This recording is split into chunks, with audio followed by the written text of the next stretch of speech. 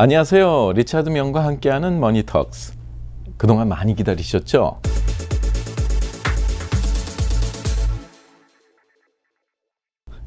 지난 시간에 이어서 오늘도 정확하게 우리가 잘못 알고 있는 그 고정관념에 대한 여러 질문들이 많으셨어요.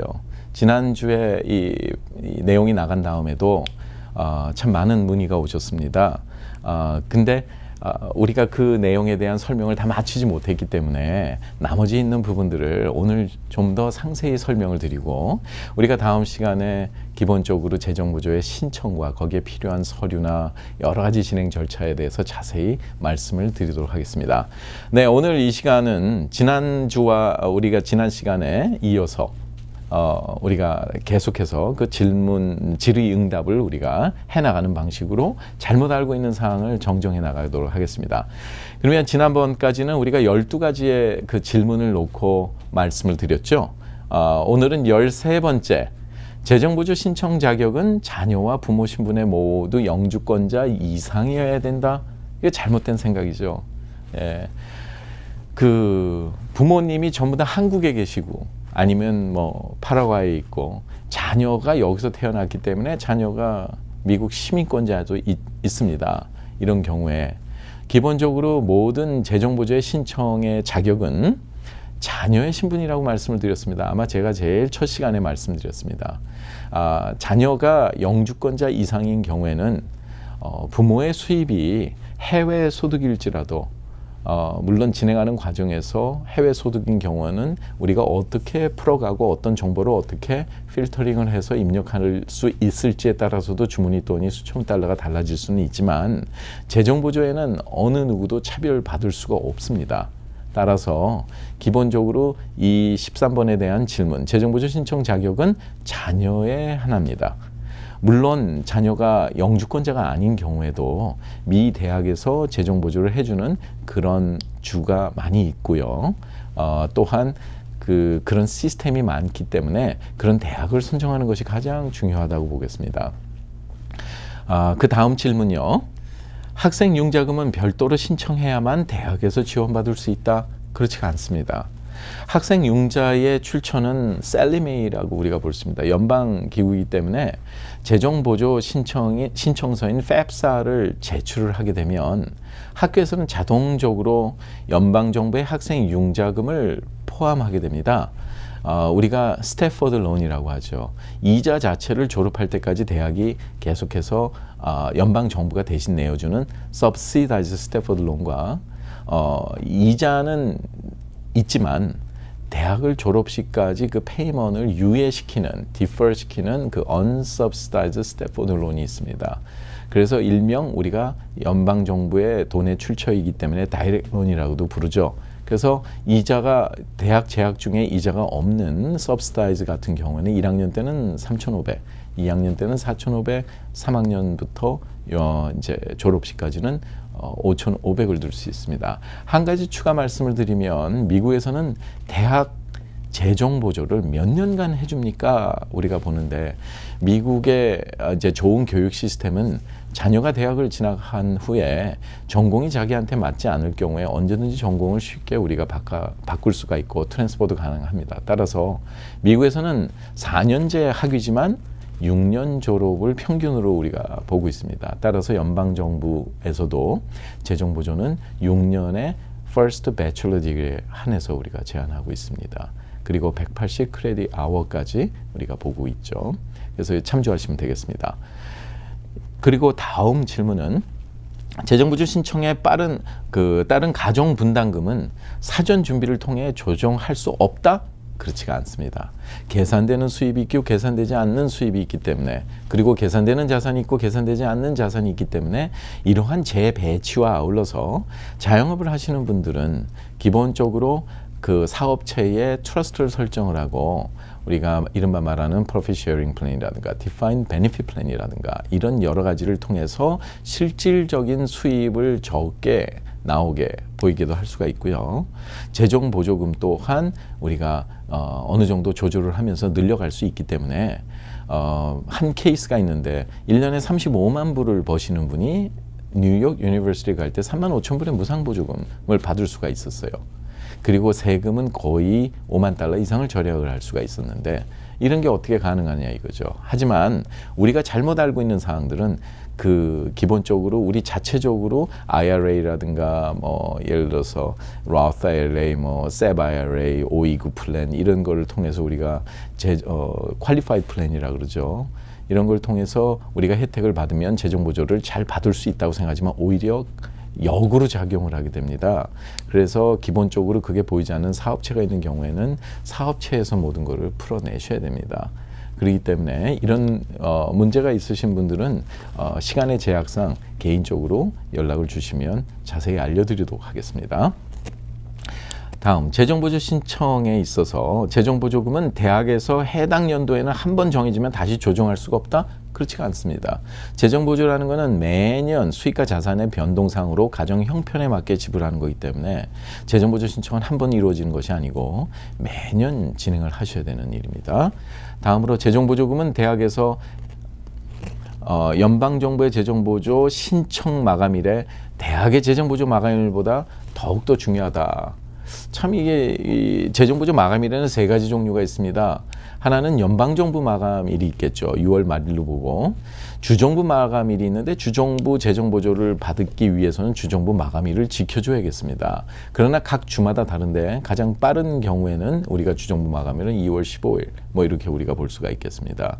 하지만 대학의 재정보조 자체를 받기 위해서는 그 자체 내 재정보 받기 위해서는 대학에서 정한 우선 마감일자, 즉 프라이어리티 마감일을 우리가 준수해 주는 것이 원칙입니다. 대부분의 프라이어리티 마감일은 보통 10월이나 11월 달에 있기 때문에 여러분들 자제분께서 재정보조 신청에는 굉장히 유의하셔야 됩니다. 그 마감일을 놓치게 되면 연방정부, 주정부 보조, 그러니까 굉장히 매우 제한적인 재정보조밖에 받을 수가 없는 상황이 있기 때문에 기본적으로 여러분들이 신경을 써주셔야 되고요. 그리고 우리가 17번 문항에 연방정부, 18번 문항이죠. 신입생과 재학생은 모두 동일 대학에서 재학하는 경우에는 신청 마감일이 같다. 이것도 잘못된 말씀입니다. 대개 신입생의 재정보조가 이루어진 이후에 이 재학생의 재정보조가 이루어지게 말입니다. 물론 신입생의 재정보조는 입학 사정과 아울러서 먼저 오퍼가 오는 경우가 있고요. 또 검증 과정에 있어서 그런 모든 것이 검증된 이후에 재정보조의 오퍼가 오는 일이 있지만 하루라도 대학에서 원하는 모든 자료를 빨리 대학에 제출해 주는 것이 재정보조를 잘 받을 수 있는 길이겠습니다. 재정부 학교에서 선호하는 학생의 경우에는 얼마 줄 수 있다 하고 오퍼가 올 수도 있겠죠. 그러나 분명히 거기에 써 있는 그 디스클로저를 잘 보시면 나중에 재정보조가 검토하는 과정에서 변경될 수 있다고 봅니다. 그렇기 때문에 굉장히 중요한 사항입니다. 재정보조라는 것은 오퍼가 왔을 때 좋은 오퍼라면 그거를 빨리 억셉트를 하고 학교와 어떻게 처리를 해야 무상보조금을 더 받을 수 있는지를 준비해 나가야 되는 거기 때문에 신입생과 재학생의 재정보조에 관한 마감일은 다릅니다.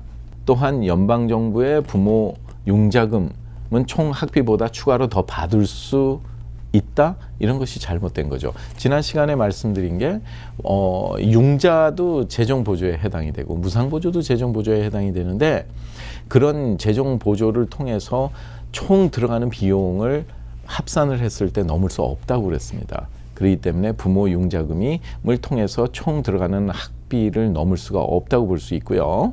그리고 대학원 과정은 재정보조금을 전혀 지원받을 수 없다? 그 대학원 과정은 인디펜던트 스튜던트로 간주가 됩니다. 그 인디펜던트 스튜던트에 관해서도 이 다음번에 제가 그 내역을 조금 더 자세하게 어떻게 해야지 인디펜던트 스튜던트로 우리가 계산이 되느냐 우리가 따져볼 수 있겠죠. 인디펜던트 스튜던트는 결과적으로 보면 부모의 수익과 자산을 계산하지 않는 경우가 대부분입니다. 특히 대학원을 지나가게 되면 인디펜던트 스튜던트로 간주가 되겠죠. 그러면 부모가 해주는 플러스 론도 그레주에이트 플러스 론이라고 자기가 직접 할 수 있습니다. 따라서 기본적으로 그 대학원 과정도 재정 보조를 충분히 받을 수가 있는데요. 그 대학원에 있어서는 무상보조금은 굉장히 차별적입니다.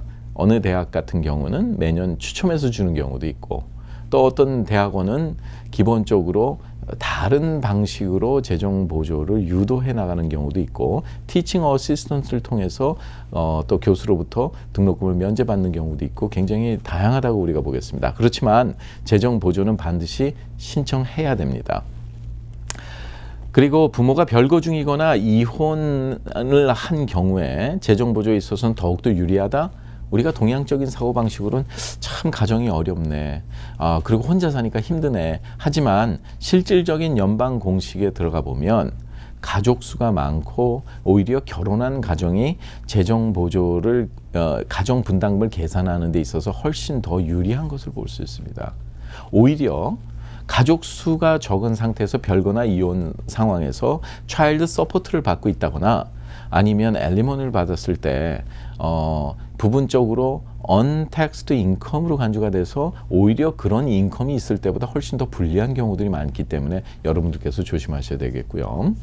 그리고 401k나 IRA, SEP IRA 뭐 이런 것이 공제를 함으로써 수입이 적게 보이니까 재정보조 더 잘 받을 수 있다. 이것도 잘못된 생각입니다. 오히려 이거로 인해서 훨씬 더 불이익을 당하게 됩니다. 이 부분은 따로 제가 시리즈를 만들어서 여러분들께 더욱더 자세한 내용으로 다가가겠고요.